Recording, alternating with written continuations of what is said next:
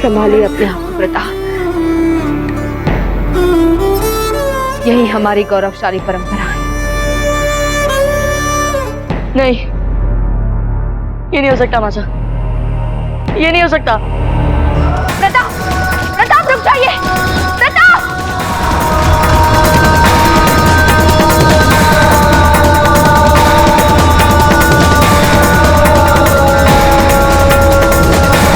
महारानी साहब,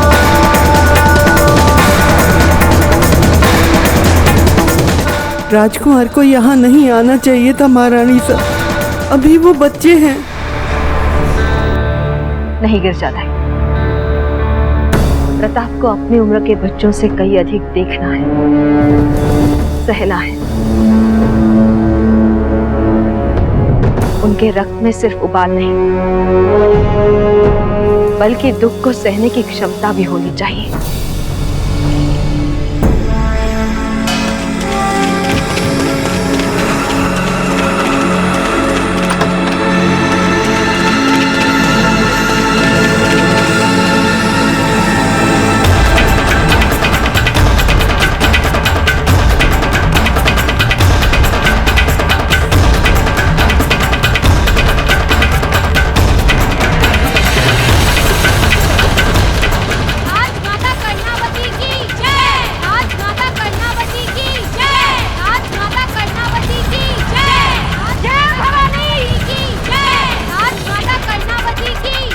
प्रताप, मासा,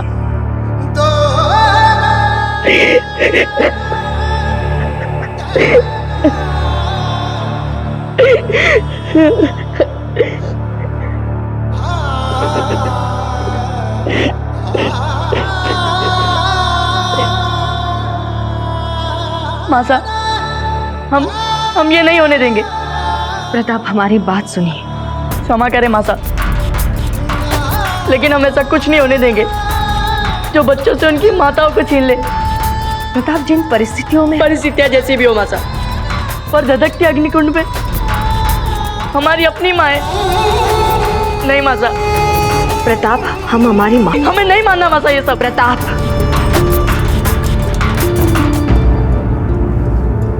प्रताप, हम आपकी भावनाओं को समझ सकते हैं, पर आपको भी हमारी बात समझनी होगी।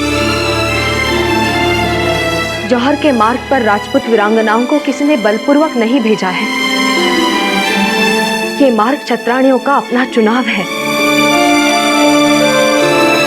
प्रताप, हमारे लिए ये परंपरा हमारे स्वाधीनता और आत्मसम्मान का प्रतीक है। आप शायद इसके औचित्य को अभी नहीं समझ पाएंगे,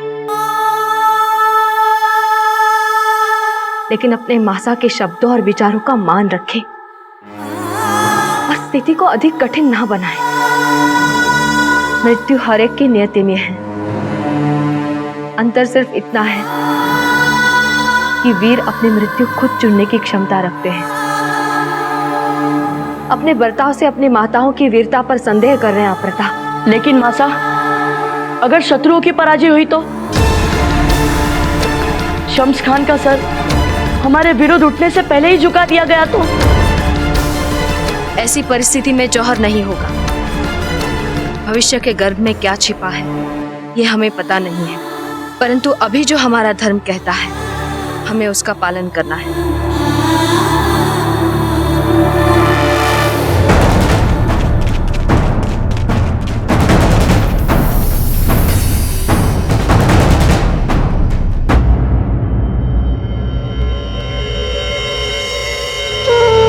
आपको इस संसार में अकेला छोड़कर जाने का विचार हमारे लिए कितना दुखदायी है, ये हम आपको कभी नहीं समझा पाएंगे प्रताप।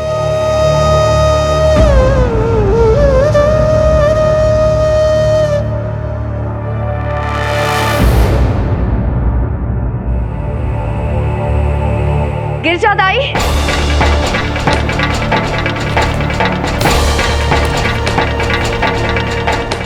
की सारी स्त्रियों को सूचना दे दे कि हम उनसे अभी मिलने आ रहे हैं।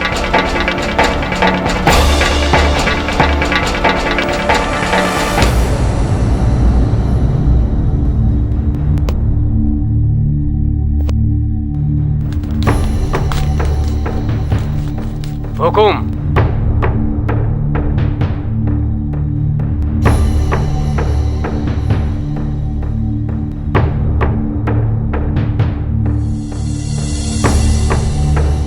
बहुत अच्छे। ये संदेश बीकानेर के राणा के लिए। ध्यान रहे, इस पत्र पर और किसी की दृष्टि का अधिकार नहीं।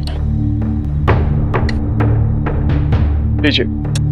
चाहे प्राण चले जाए महाराज, परंतु मेवाड़ नरेश का संदेश किसी और के हाथ नहीं जाएगा। चाहिए।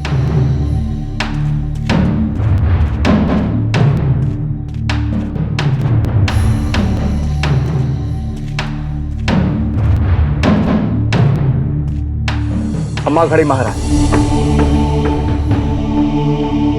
आशा करते हैं कि बीकानेर नरेश ये संदेश पाते ही सहायता के लिए अपनी सेना भेज देंगे। खंबा घड़ी हुकुम।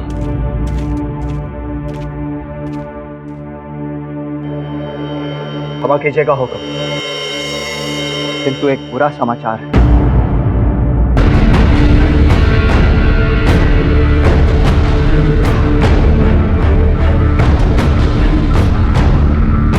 क्या समाचार? समाचार मिला है कि कल रात ही शत्रु पक्ष के सारे घोड़ों को गिरा बख्तरों और हथियारों से लैस कर दिया गया। कल रात ही? जी हुकुम। और इसका अर्थ यह है कि शम्स खान हम पर कभी भी आक्रमण कर सकता है और हमारे मित्र राज्य 2 दिन से पहले हमें सैन्य बल नहीं भेज सकते। रावत जी, आप शम्स खान के पास उसकी छावनी में जाएंगे। शम्स खान के साथ लड़ते हुए मेवाड़ के लिए अपना सर कटाना हमारे लिए गर्व की बात है होगा। बताइए कब निकलना है?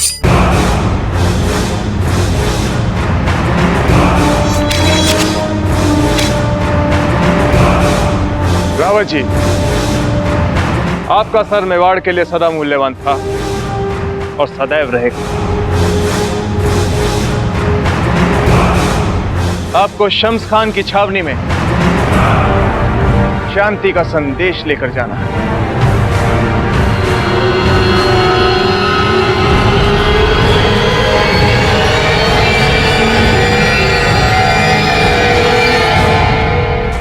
हुजूर, बोलो है ना।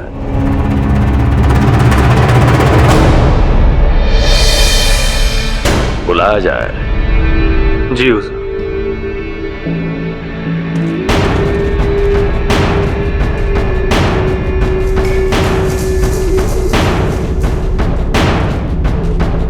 हुजूर, बस इससे आगे नहीं।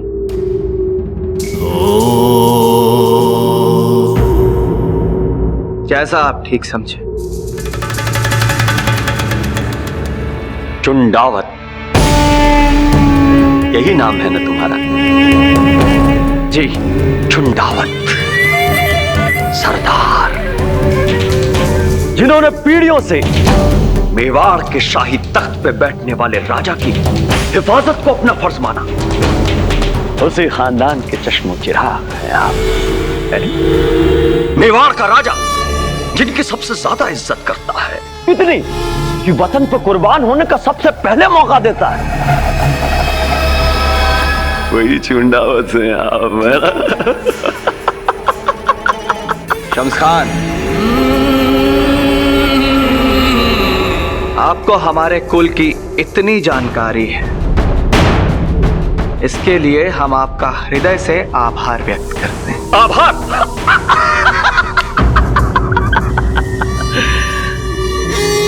बोलो चुंडावत, क्या पैगाम लाए हो? उदय सिंह ने सबसे वफादार, सबसे करीबी सिपह सालार को शेर की मांद में क्यों भेजा है? बोलो चुंडावत, अब मेवाड़ नरेश महाराज उदय सिंह का निमंत्रण लेकर आए हैं आपके पास। निमंत्रण यानी दावतनामा उदय सिंह ने भेजा हमारे लिए? भाई वाह, बहुत खूब। महाराज चाहते हैं कि आप अपने चुनिंदा सैनिकों के साथ हमारे राजमहल पधारे। सुना है ना, उदय सिंह ने दावतनामा भेजा। आदिल अपने हिफाजती दस्ते के साथ अफजल बाइज्जत अपने महल में बुलवाया है। भाई वाह, मजा आ गया। चुंडावत, क्या हम जान सकते हैं किस खुशी में बुलवाया है आपके महाराणा उदय सिंह ने अपने राजमहल में? कल आपको राज्य का महसूल देने का दिन है और इस बार मेवाड़ आपके महसूल का हिस्सा आपको स्वर्ण मुद्राओं में नहीं दे पाएगा, क्योंकि इस समय राजकोष की स्थिति ठीक नहीं है।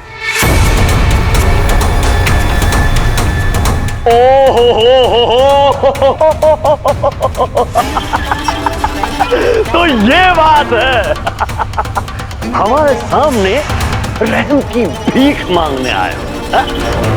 ना ना ना ना ना ना ना ना ना ना ना ना ना ना ना ना, महसूल के मामले में कोई रहमदिली नहीं दिखाई जाएगी दोस्त। मेवाड़ महसूल अदा करेगा शमशान, स्वर्ण मुद्राओं में नहीं बल्कि हथियारों के रूप में।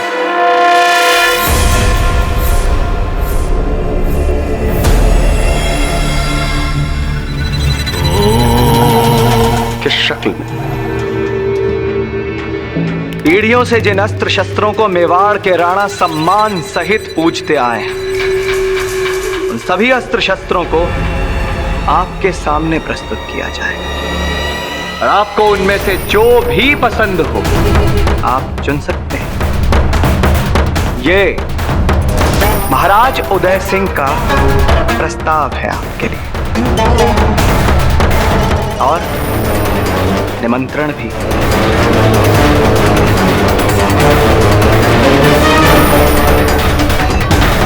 चलते हैं।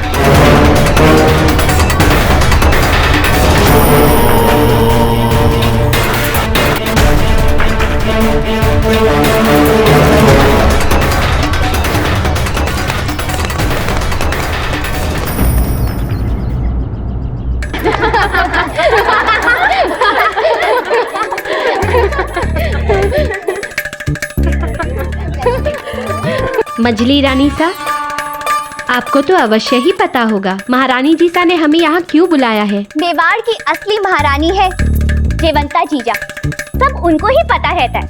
अब ये तो एक लिंगेश्वर नाथ की कृपा है कि हमें सोचने और समझने का दायित्व ही नहीं दिया। भाई जितनी सोच उतनी चिंता, और भला कौन करता है चिंता का आलिंगन। सच कहा ना मैंने।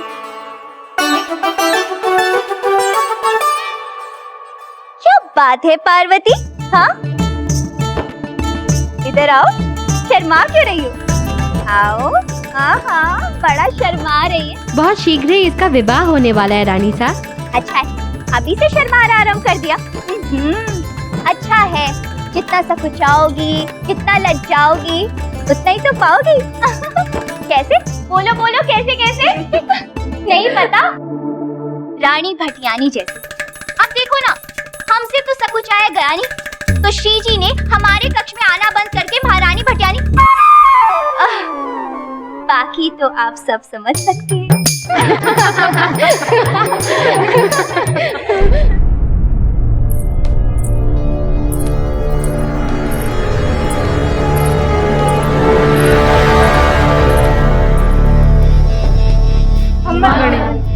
खम्मा घड़ी जीजा। घड़ी खम्मा।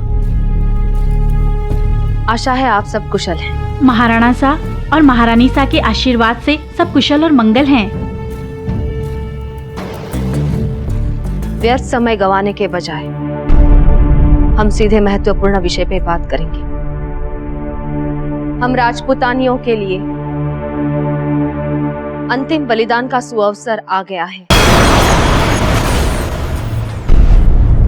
अपने अस्मिता और गौरव की रक्षा के लिए 2 दिन के अंदर ही हम सब स्वयं को अग्नि में समर्पित करेंगे।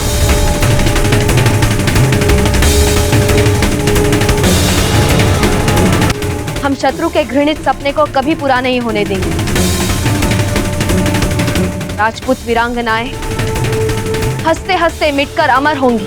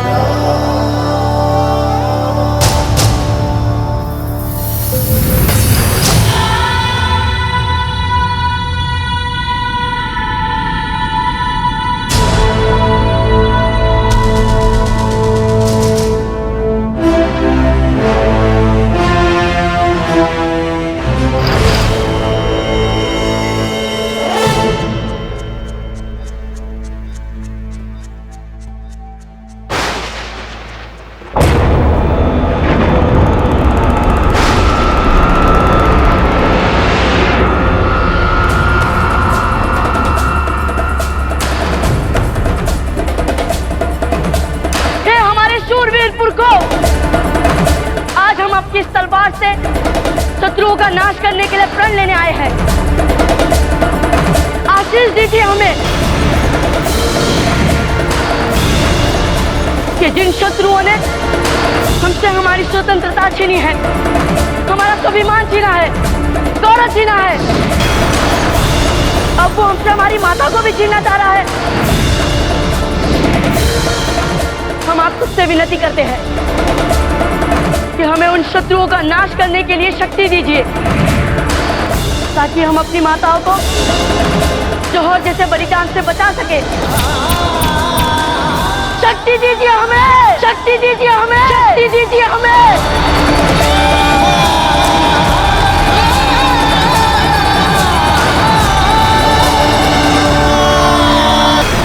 जौहर? हाँ, जौहर। किसी को कोई भय, कोई संशय, कोई विरोध?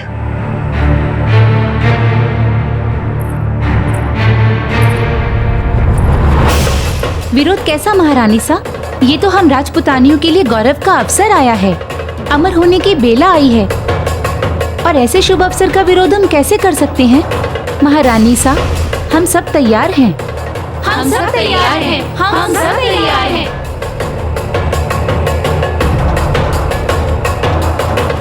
क्या सोच रही है रानी सज्जा? जौहर के विचार से भय लग रहा है आपको? कदापि नहीं जीजा, अगर आपको हमारे चेहरे पे चिंता दिख रही है तो केवल बच्चों के विचार मात्र से, बाकी और कुछ नहीं। बच्चों की ही चिंता है हमें महारानी सा। आप ही बताइए, क्या आदेश है हमारे बच्चों के लिए?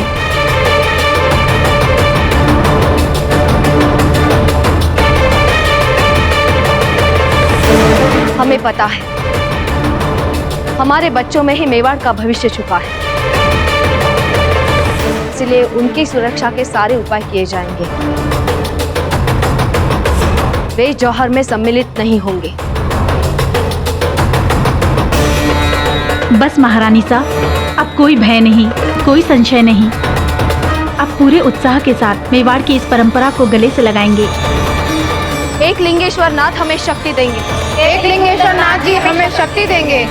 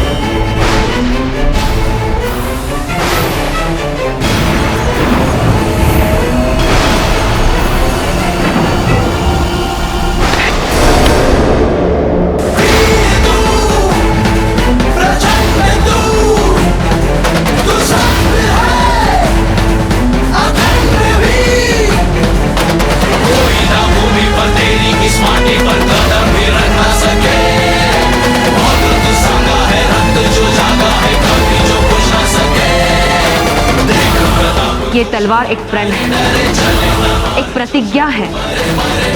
हम प्रण लेते हैं माता, नहीं करने देंगे हम आपको जौहर।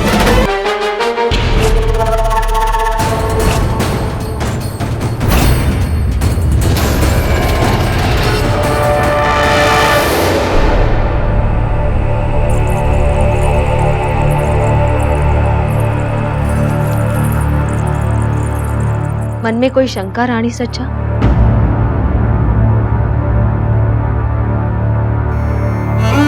जीजा, आपने रानी भटियाणी को नहीं बुलाया?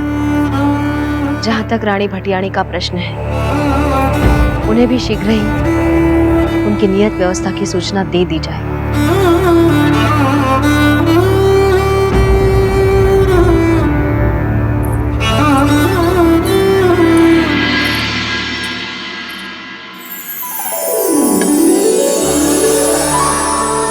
आज हमने किसी सेवक को पाकशाला में नहीं आने दिया। सारा भोजन हमने अपने हाथों से आपके लिए बनाया है। धीर बाई जी, हमने आपसे कितनी बार कहा है कि अपना ध्यान रखा कीजिए। किसी भी तरह का श्रम ना तो आपके लिए अच्छा है और ना ही बच्चे के लिए ठीक है। आपको अधिक से अधिक आराम करने की आवश्यकता है। राणा जी, आपके ललाट पे चिंता की लकीरें हो तो हमें आराम कैसे मिलेगा? जब तक हमारे किले के बाहर शम्स खान की छावनी की लकीर खींची रहेगी, हमारे ललाट से ये चिंता की लकीरें कैसे मिट सकती हैं?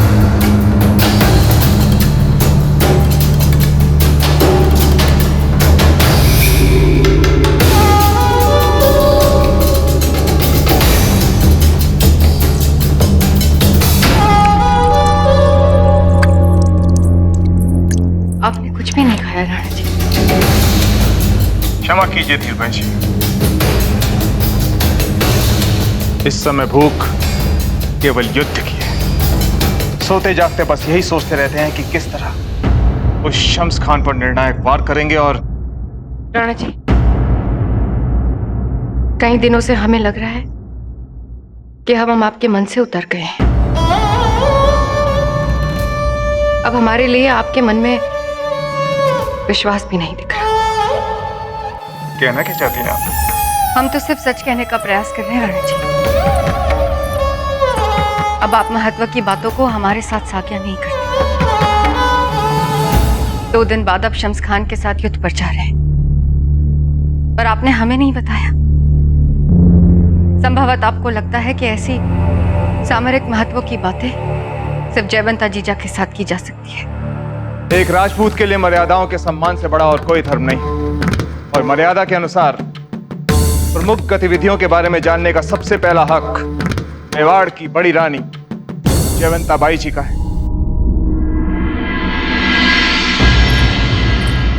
अरे राणा जी, आप तो बुरा मान गए। हम भी आपकी मर्यादाओं का सम्मान करते हैं। हम भी महारानी हैं आपकी।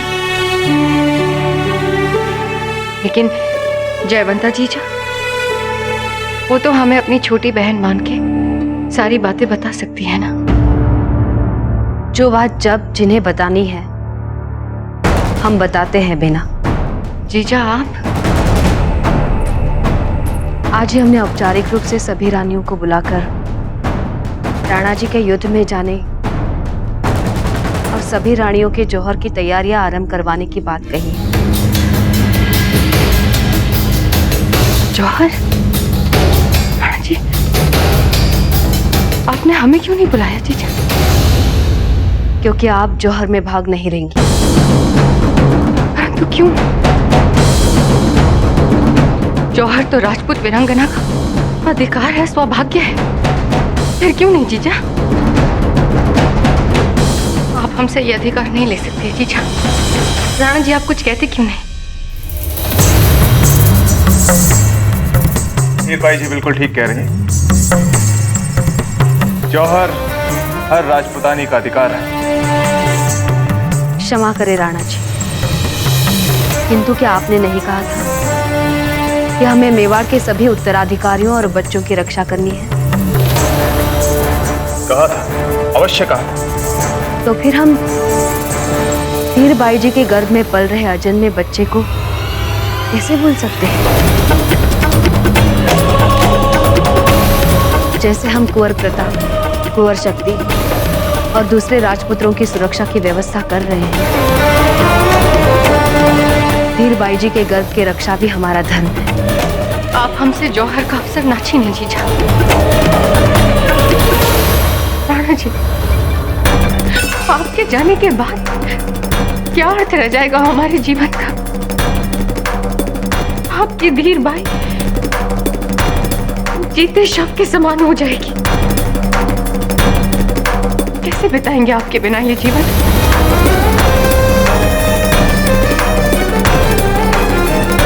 राणा जी,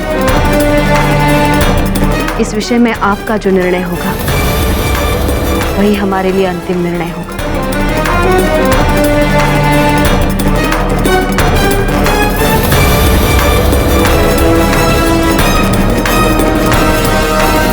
धीर बाई जी, आपके मन में जो हमारे लिए प्रेम है, हम उसका सम्मान करते हैं। लेकिन इस समय हम आपसे अपेक्षा करते हैं कि आप हमारे बात कीजिए। धीर बाई जी, अपने इस बच्चे को जन्म दें, उसे कुंवर प्रताप का दाहिना हाथ बनाएं। मेवाड़ के भविष्य के लिए, इस अजन्मे बच्चे के भविष्य के लिए, कुंवर प्रताप के लिए आपको जीवित रहना पड़ेगा। कभी कभी देश के लिए प्राण देने से बड़ा बलिदान देश के भविष्य के लिए जीवित रहना होता है, और हम चाहते हैं कि आप ये बड़ा बलिदान दें। क्षमा कीजिए महाराज, आपसे सदा के लिए अलग होने की कल्पना ने हमारे सोचने समझने की शक्ति छीन ली थी। कुछ पल के लिए हम अपने बेटे प्रताप को भूल ही गए थे। हम इस जीवन को कर्तव्य मानकर जिएंगे, आपके आदेश को अपना धर्म मान के जिएंगे।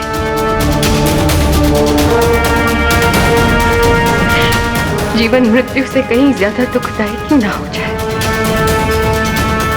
हम तब भी जिएंगे हमारे प्रताप के लिए और मेवाड़ के भविष्य के लिए। हम ये बलिदान देंगे। धन्यवाद धीर बाई जी, आपने हमारी बात का मान रखा। हमें एक महत्वपूर्ण बैठक के लिए जाना है, हम चलते हैं। अपना ध्यान रखिएगा।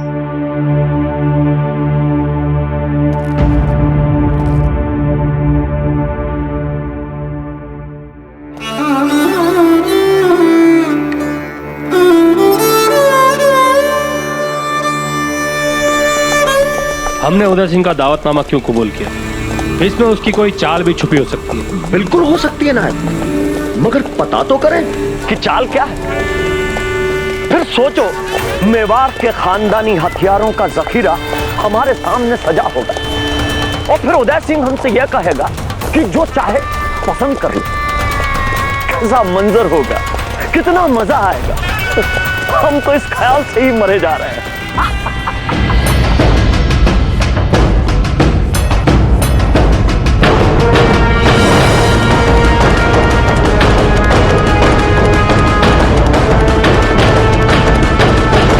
एक बात आप सब लोग सुन लें और समझ लें, शम्स खान यहाँ राजसी अतिथि बनकर आ रहे हैं। उनके लिए आपके मन में जो भी व्यक्तिगत भाव हो, लेकिन आज उनके साथ व्यवहार मेवाड़ के राजघराने की मर्यादा के अनुसार हो। कोई भी अतिथि के विरुद्ध जाने का अपराध ना करें। समझ गए आप लोग? हुकुम।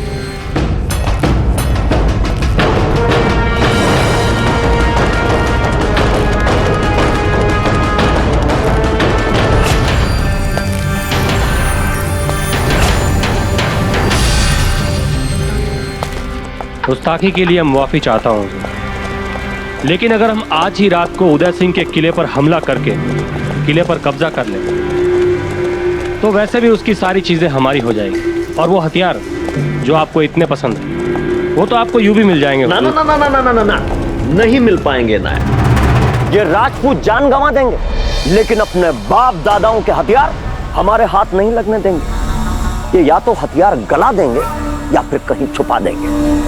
तुम इस कौम को समझते नहीं हो नायक। राजपूत अपनी जान से ज्यादा अपनी इज्जत से प्यार करते हैं। अगर हमें इन पे असली चोट पहुंचानी है तो हमें इनका दावतनामा मंजूर करना पड़ेगा और इनकी चाल में शामिल होना पड़ेगा। समझे नायक? समझ गया हुजूर। हमें तो अभी से मजा आ रहा है नायक। आज हम हथियार हासिल करेंगे और आज की रात हम हथियारों के साथ सोएंगे। कितनी मीठी नींद आएगी।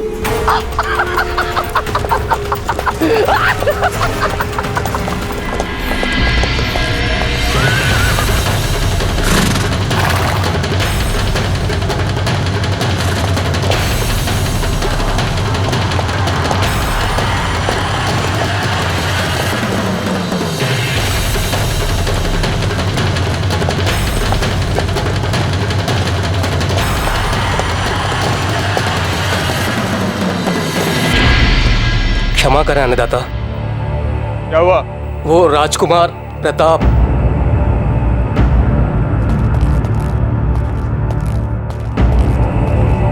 क्या हुआ राजकुमार प्रताप को? हुकुम वो क्या? वो महाराज राजकुमार घोड़े पे मेवाड़ की पवित्र तलवार के साथ मुख्य द्वार के बाहर जा रहे हैं।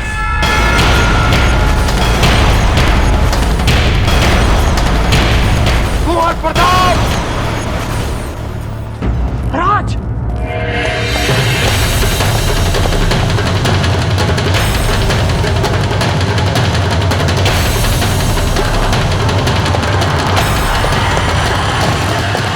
क्षमा करें माता, लेकिन हम ऐसा कुछ नहीं होने देंगे जो बच्चों से उनकी माताओं को छीन ले। हे ईश्वर, प्रताप ने प्रण लिया था, अब उनको रोकना कठिन है।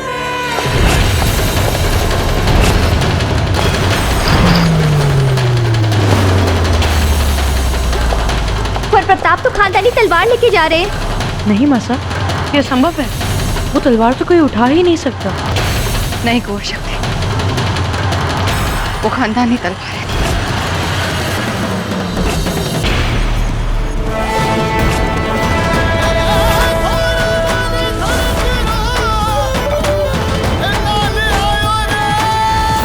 कुंवर प्रताप!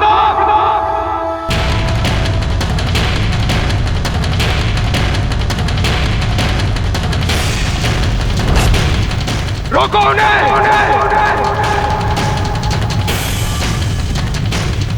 हमारा घोड़ा लेके आइए, जल्दी जल्दी जल्दी!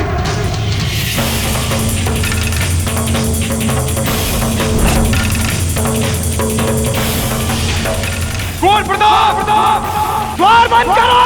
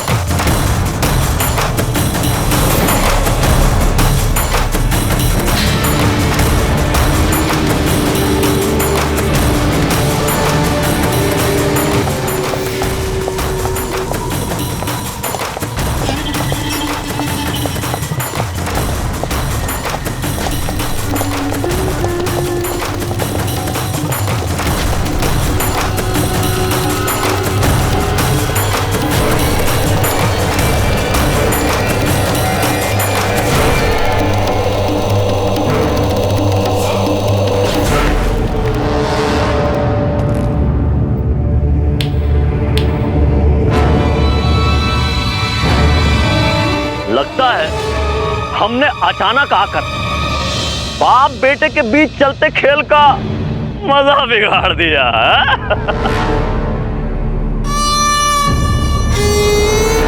इस गुस्ताखी के लिए मैं माफी चाहूंगा महाराजा उदय सिंह। वैसे खेल क्या खेल रहे थे आप? शम्स खान और उसके सिपाहियों से बच के कैसे भागना है? आपने जो गुनाह किया है उसके लिए हमारे सामने घुटने टेक के माफी मांगो। चलो माफी मांगो।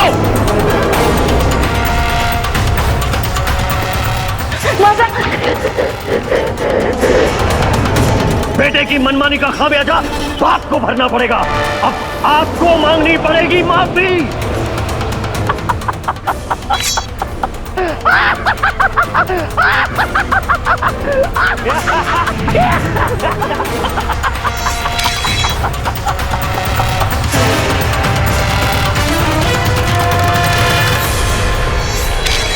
कुंवर प्रताप,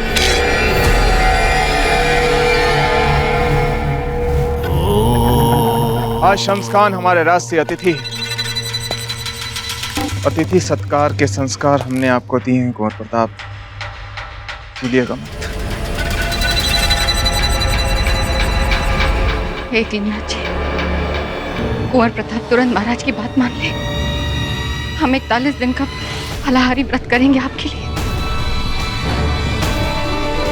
कुंवर जी, एक राजा को युद्ध क्षेत्र में ही नहीं, युद्ध क्षेत्र के बाहर भी हर पल सूझबूझ की परीक्षा देनी पड़ती है। जब आप में प्रजा की भलाई और कुशल शासन में राणा जी जितनी समझ आ जाएगी, तभी आप समझ पाएंगे कि राणा जी ने जब जब जो जो किया वो सही था या गलत।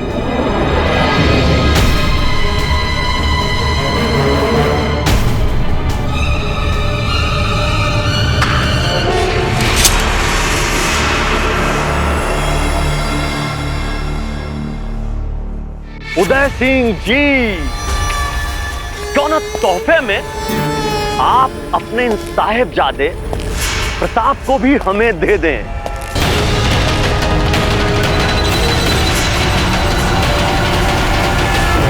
हिलना मत यहाँ से। आपको तो पता है कि हमें ऐसी नायाब चीजों का कितना शौक है।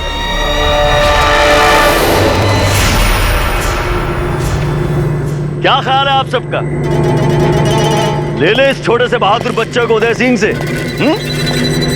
याद है ना आप सबको, उस दिन दरबार में क्या तेवर दिखाए थे इसने? भाई वाह, माशाल्लाह। हुजूर, आप मांग लीजिए कुंवर जी को, महाराज उदय सिंह मना नहीं करेंगे।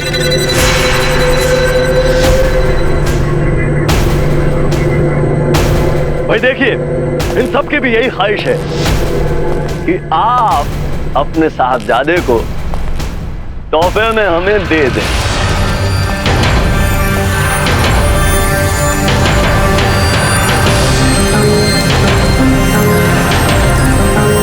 चलिए शम्स खान, आदर के साथ हम आपको दरबार में ले चलते हैं। दरबार में तो चलेंगे ही राणा जी, लेकिन आपके बच्चे ने हमें अपना कायल ही बना दिया। इतनी सी उम्र और ये तेवर, भाई वाह, मजा आ गया। और बड़ा मजा आता है हमें गर्म खून के घोड़ों और गर्म खून के बच्चों को सीधा करने में।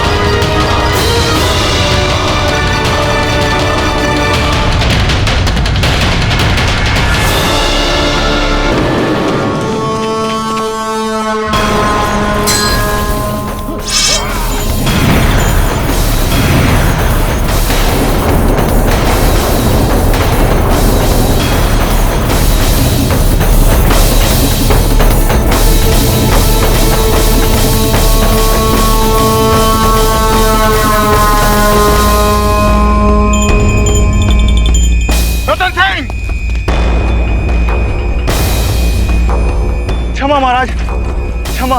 मैं आपका अपमान सहन नहीं कर पाया और अपनी मर्यादा भूल गया महाराज। बहुत बड़ी भूल हो गई मुझसे, मुझे माफ कर दीजिए। गुनाह तो तुझसे हुआ है गुस्ताख। तूने हमारे सरदार पर तलवार उठाने की गुस्ताखी की। रावत जी, हुक्म। रतन सिंह को यहां से ले जाइए। इसका न्याय हम अतिथि सत्कार के बाद करेंगे।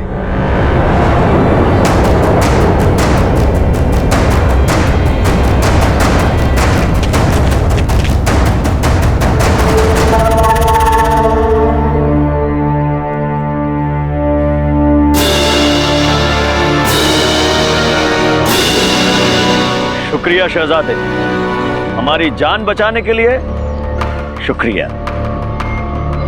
हमारे दाजीराज ने हमसे कहा है कि आप आज हमारे राज की अतिथि हैं और दाजीराज की कही हर बात को मानना ही हमारा धर्म है।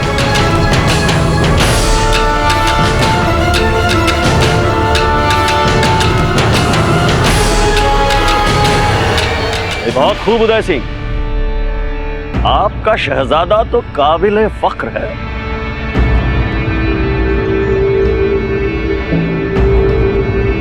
कुंवर प्रताप को रानीवास में ले जाइए।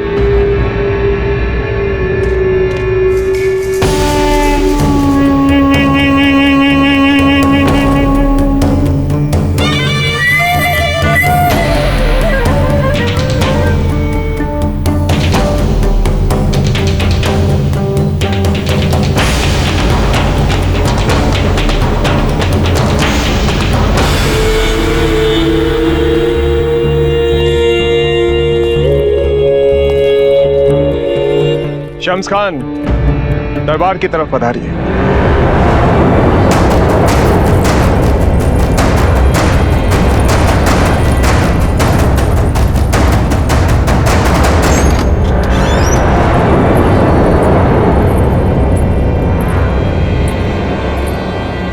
कुंवर प्रताप, क्या किया ये आपने? क्यों उस सैनिक की तलवार के सामने कूदे? कुछ हो जाता आपको तो। क्या हालत हो रही थी आपकी छोटी माँ की? हमारे पुरखों की तलवार कहाँ रख दी आपने? वहीं जहाँ उसका नियत स्थान था छोटी माँ। जो हुआ सो हुआ। आप पहले राजवैद्य के पास चलिए, आपकी चोट पे लेप लगा देंगे।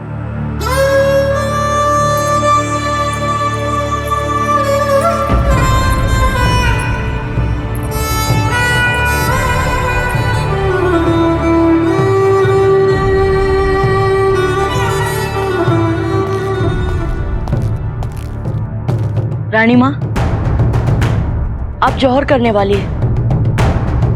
बस यही बात हमें सहन नहीं हो पा रही थी और हम स्वयं को रोक नहीं पाए माँ।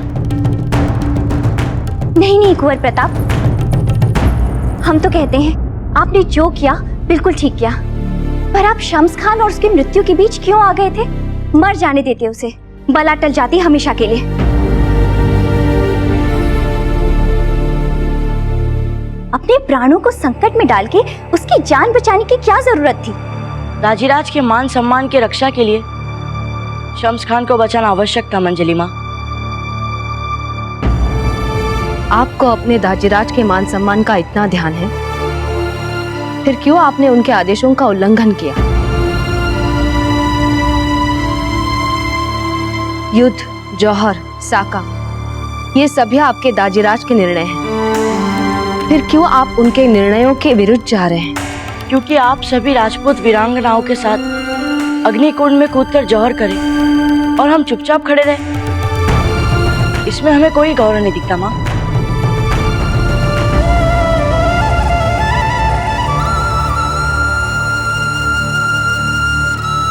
और माँ, आपने तो कहा था कि दाजीराज युद्ध करने वाले हैं शम्स खान से, फिर उन्हें अतिथि बनाकर महल क्यों बुलवाया? हम आपसे फिर यही कहेंगे कुंवर प्रताप, अपने दाजीराज के निर्णय पर विश्वास रखें। उनके हर निर्णय के पीछे कोई ना कोई उचित कारण अवश्य होता है।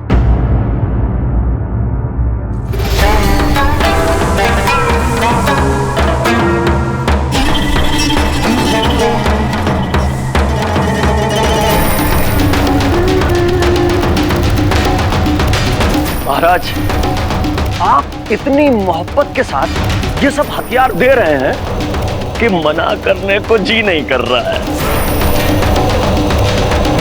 अब आपकी खुशी के लिए ये सब भी ले लेता हूं। ले लो शम्स खान, ये सब ले लो। महाराज, अगर हमें पता होता कि आपके खजाने में सोने की अशर्फियां न होने से आप इतनी दरियादिली दिखाएंगे, तो आपके खजाने में सोने की अशर्फियां कभी न पहुंचने देते हम।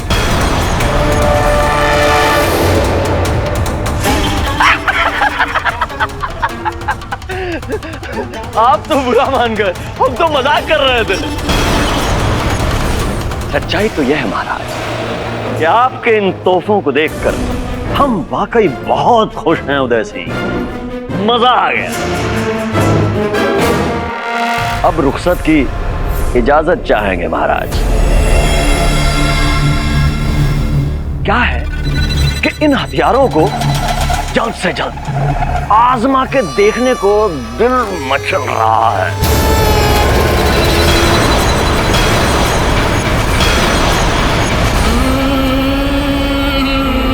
अरे भाई, भेड़ बकरियों को ज़िबह करके आजमाएंगे। आप राजपूत भी ना मजाक की बात को भी जंग की बात समझ लेते हो।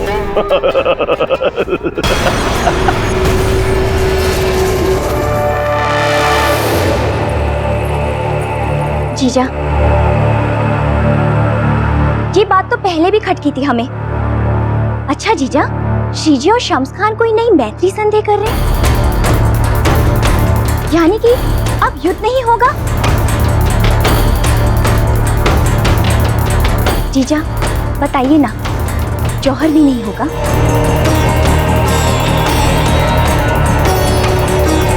श्रीजी क्या सोच रहे हैं, क्या योजनाएं बना रहे हैं, ये सब हम नहीं बता सकते। विशेषकर तब जब बात बात पर उत्तेजित होने वाले बच्चे सामने हो। कुंवर प्रताप को तुरंत राजवैद्य के पास उपचार के लिए ले जाओ। माँ, हम स्वयं चले जाएंगे।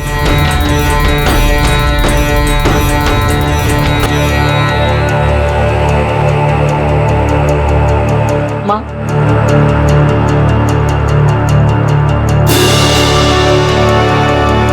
हम सच जानना चाहते हैं। हम आपको यूं ही कहीं नहीं जाने देंगे। ये जौहर हम नहीं होने देंगे माँ।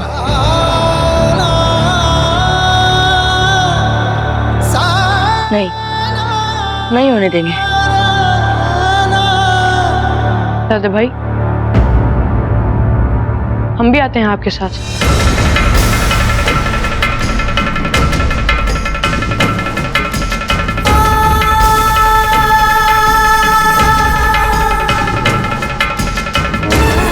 सज्जा रानी साहब, जौहर योजना के अनुसार ही होगा।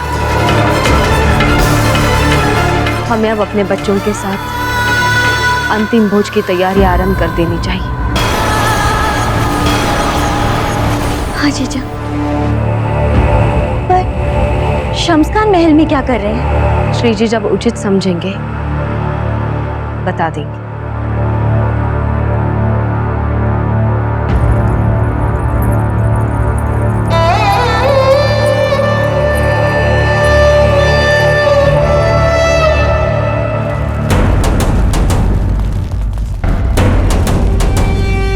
भाई वाह, बहुत खूब उदय सिंह, मजा आ गया। एक बात याद रखिएगा शम्स खान। कौन सी बात बताइए? ये सारे शस्त्र मेवाड़ राज घराने के हैं। पीढ़ियों से इनकी पूजा हुई। ये साधारण शस्त्र नहीं है शम्स खान। जब भी इनको प्रयोग में लाने का विचार करें तो प्रयोग में लाने से 2 दिन पहले, कम से कम 2 दिन पहले इन्हें नींबू के पानी में भिगो के रखना मत भूलना। नींबू के पानी में इस्तेमाल से पहले? 2 दिन तक? तभी ये अपना उत्तम प्रभाव दिखाएंगे। लेकिन हथियारों के बारे में इस तरह की बात तो हमने पहले कभी सुनी नहीं। ऐसे ऐतिहासिक और ऐसे उत्तम हथियार भी आज से पहले तुमने कभी नहीं देखे थे शम्स खान। नींबू के पानी के क्या मायने हैं? इन शस्त्रों का जो लोह है उस पर अगर नींबू की सही मात्रा का प्रभाव पड़े तो उनकी धार चौगनी हो जाती है। लेकिन अगर उत्तम धार नहीं चाहिए तो इनका कभी भी प्रयोग कर सकते हैं। 2 दिन? जी, 2 दिन।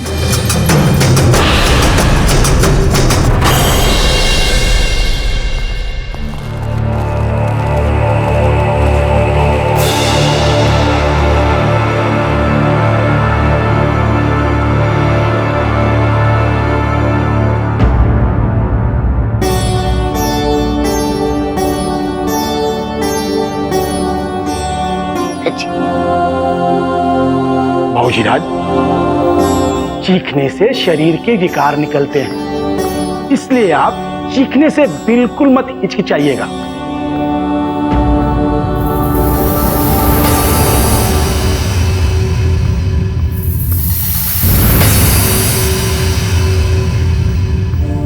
वैद्य जी,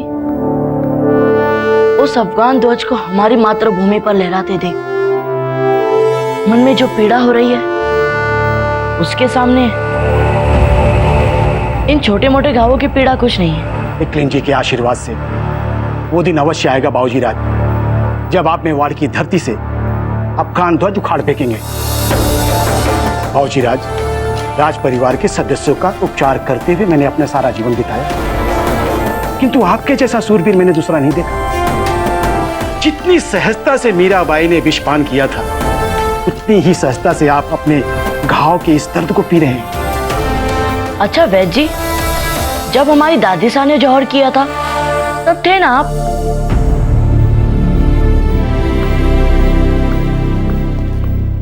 रानी माँ भी कह रही है कि वे जौहर करेंगी। हम उन्हें रोकना चाहते हैं वैद्य जी। शम्स खान से युद्ध करने में हम भी दाजीराज का साथ देना चाहते हैं, पर हमें कोई कुछ बताता ही नहीं। वैद्य जी, हमारी सहायता कीजिए, हमें बताइए क्या हो रहा है यहाँ। हमारे उपचार कक्ष के मेरे अपने नियम हैं। जब तक मैं आपको ना कहूं, आप बिल्कुल हिलिए डुलिएगा नहीं। जाकर के शांति से बैठ जाइए। जाइए।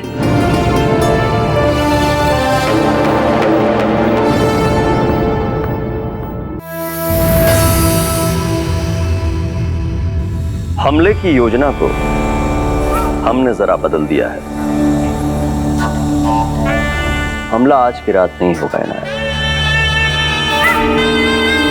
लेकिन हुजूर, हमारी खबर के मुताबिक उदय सिंह हम पर कभी भी और किसी भी वक्त हमला कर सकता है।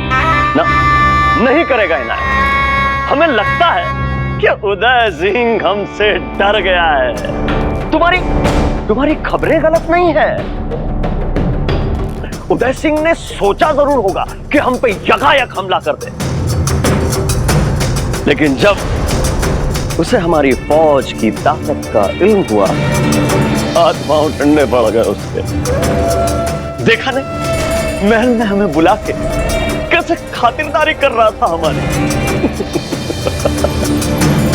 हमें लगता है हमसे टकराने की तैयारी के लिए अभी उसे बहुत वक्त लगेगा।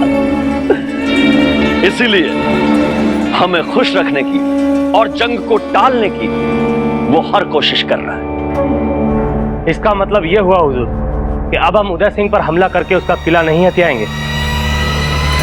हथियाएंगे, जरूर हथियाएंगे। और किला क्या, पूरा मेवाड़ हमारा होगा, उस पर कब्जा करेंगे। उदय सिंह को अपनी सोच तक की कीमत चुकानी होगी। हमारे हाथों खत्म होकर, मगर हमला आज की रात में 2 दिन के बाद होगा, जब उसके अपने खानदानी हथियार नींबू के पानी में नहा के जंग के लिए तैयार हो जाएंगे। हाँ इनायत, तब करूंगा हमला, तब मारूंगा उनको। मगर हुजूर, हथियारों की कमी तो हमारे पास भी नहीं है। नहीं है? हथियार बहुत है हमारे पास, हमने कब कहा कि नहीं है? मगर राजपूतों को उनके अपने हथियारों से मारना, जिनकी वो इबादत करते आए हैं, सोचो कितना मजा आएगा, बहुत मजा आएगा। और फिर 2 दिन में फर्क क्या पड़ता है इनायत? शम्स खान नाम है हमारा, शम्स खान। 2 दिन तो प्रतीक्षा करेगा शम्स खान, क्योंकि हम पर हमारे अस्त्र शस्त्रों से आक्रमण करने का लोभ आ चुका है उसमें। शम्स खान अभिमान का शिकार है, उसे पूरा विश्वास है कि 2 दिनों में हम कुछ नहीं कर पाएंगे, जबकि 2 दिनों में हमारे मित्र राज्यों की सेना चित्तौड़ पहुंच जाएगी। तब हम शम्स खान को युद्ध में कड़ी टक्कर देंगे। हुक्म। असंभव परिस्थितियों में आपने हमें 2 दिन दिलवाए हैं तैयारियों के लिए। आपकी कूटनीति अद्भुत है। फिर भी युद्ध तलवार के जोर से ही जीते जाते हैं रावत जी। समय हमारी मुट्ठी से सूखी रेत की तरह फिसलता जा रहा है। हमारे मित्र राज्यों की सेना जितनी जल्दी हो सके हम तक पहुंचनी चाहिए। सभी बच्चों को सुरक्षित जगह पे पहुंचाने की क्या व्यवस्था है? मान सिंह सोनगढ़ा कब पहुंच रहे हैं? तो कुछ ही क्षणों में यहां पहुंचने वाले हैं। हुक्म। उत्तम, अति उत्तम। जब तक मान सिंह सभी राजकुमारों को रात के अंधेरे में सुरक्षित स्थान पर नहीं पहुंचा देते, हमें चैन नहीं आएगा। युद्ध शुरू होने से पहले मेवाड़ के उत्तराधिकारी कुंवर प्रताप को इस किले से बाहर निकालना आवश्यक है। शम्स खान की उस पर वक्र दृष्टि पड़ चुकी है। किंतु महाराज, क्या कुंवर प्रताप चुपचाप यहां महल से दूर किसी सुरक्षित स्थान की ओर जाने को तैयार होंगे? वो भी तब जब उनकी रानी मां यहां महल में जौहर करने को तैयार है, और आप स्वयं महल से बाहर उस शम्स खान के साथ घनघोर युद्ध। हम जानते हैं कुंवर प्रताप कभी तैयार नहीं है, इसलिए हमने उनके लिए राजवैद्य से नींद की औषधि तैयार करने के लिए कहा है। जब तक कुंवर प्रताप की नींद टूटेगी, वो इस किले से दूर, बहुत दूर सुरक्षित स्थान पर पहुंच चुके होंगे।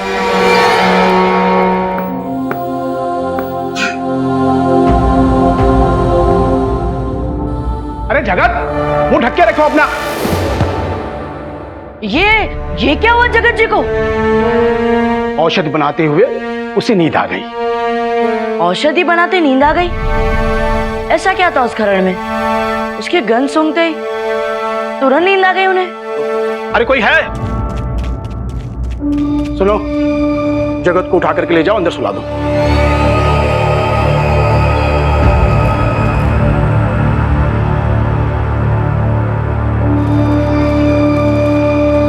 वैद्य जी, जगत जी ऐसा क्या बना रहे थे? मैं एक नई औषधि बना रहा हूं, पीड़ा हरण। आप विश्राम कीजिए, नहीं तो आपका ये घाव फिर से हरा हो जाएगा। मैं आता हूं।